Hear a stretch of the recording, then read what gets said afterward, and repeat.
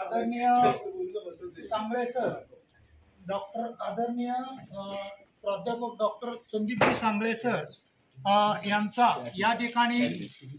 संत चोखामेळा आसन व 6वे वर्धापन दिनानिमित्त दुसरे संत चोखामेळा साहित्य संमेलन पैठण या ठिकाणी संमेलन अध्यक्ष म्हणून निवड झाल्याबद्दल त्यांचा या ठिकाणी सत्कार करण्यात आला व सत्कारकर्ते आदरणीय राम सरोगड, आदरणीय